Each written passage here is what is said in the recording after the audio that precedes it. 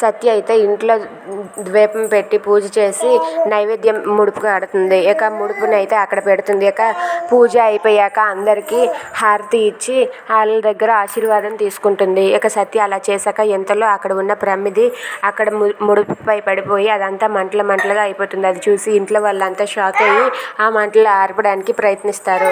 ఇక మంటల్లో ఆర్పేశాక ఆ ముడుపు బొగ్గులా మారిపోతుంది. అది చూసి మహాదేవ్ అయితే సత్యని ఎలా అంటూ ఉంటాడు, నీ నిర్లక్ష్యం వల్లే కదా ఇదంతా జరిగింది.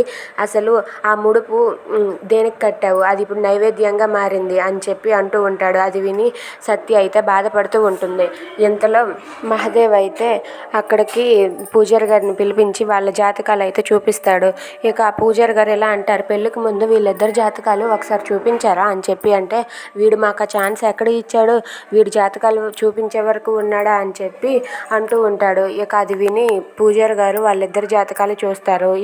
ఇక పూజారి గారు అయితే మహాదేవ్తో ఎలా అంటూ ఉంటారు, మీ చిన్న కోడలు చిన్న కొడుకు జాతకంలో ఇద్దరు జాతకంలో దోషం ఉంది. వాళ్ళైతే సక్రమంగా ఉండరు, వాళ్ళ బంధం నిలవదు, చాలా బలహీనంగా ఉంది అని చెప్పి అంటూ ఉంటాడు. అది విని ఇంట్లో వాళ్ళంతా ఒక్కసారిగా షాక్ అవుతారు. ఇక సత్య క్రిష్ అయితే మేము ఆల్రెడీ విడాకుల పేపర్ల మీద సంతకాలు కూడా చేసేసామని చెప్పి అనుకుంటూ ఉంటారు. If you like this video please subscribe.